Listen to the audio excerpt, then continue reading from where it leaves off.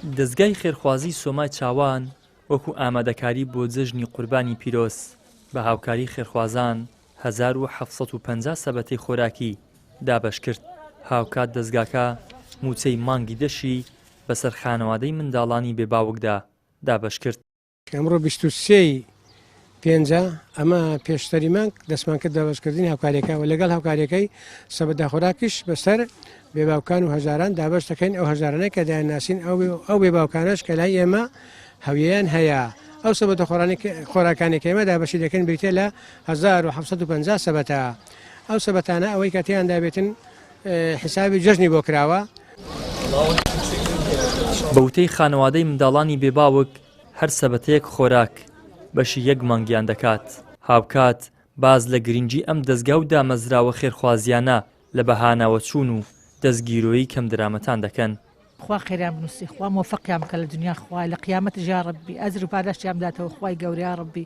وەڵڵاهی زۆر باشە، وەڵڵاهی ئەوان نەبێ ئەمە ئیدارە زەحمەتە لە بۆمە، ژیانمە زۆر زەحمەت دەبێتر، بەس لەخوا بەزیاد لە ڕێوانەوە مەزبوریت کەسەکردنە ئەلحەمدولillah تەمەنیان درێژ بێ یا ڕەبی، خوا بەرکەتی خێر و بەرەکەت بهاتە ناو عومریان و ماڵ منداریان یا ڕەبی خوایە. ئەو ئەرزاقە بەشی چەند ڕۆژی تو دەکات؟ وەڵڵاهی پشیمانگم دەکا.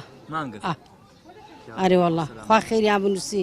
ڕوونە شەربەتە دەرمانچە، فاسوولیا، چکولێت، ئاوە تەماتە، برنج، ساوار، شەکر ئەگە دەرمانچە. بەڕاستی جێگایەکی زۆر باشی بۆ ئێمە پڕ کردووەتەوە، ینی ئەگە ماڵی خێرخوازان نەبێ ئێمە ناتوانین ینی بژێوی ژیانمان لەسەر ئەوەیە، هەنی ئەو هێتیمانەمان پێ بەخێو ناکرێ. بەڕاستی لە هیچ جێیەکە ئێمە ناتوانین مەعیشەتیان بۆ دابینکەین و کەسێکی کاسب کارمان نییە. بەسخوای گەورە پاداشتی خێرخوازان بداتەوە بۆ سەبەت و خۆراکەوە بۆ ئەو معاش و مەعیشەتی ژیانمان کە بۆ دابینەکەن.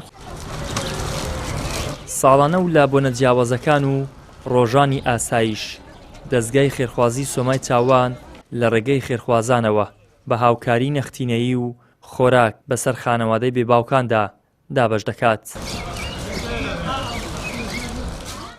دەستگای خێرخوازی سۆمای چاوان وەکو ئامادەکاریەک بۆ جەژنی قوربانی پیرۆز 1750 سەبەتەی خۆراک لە شاری هەولێر و دەوروبەری دابەش دەکات.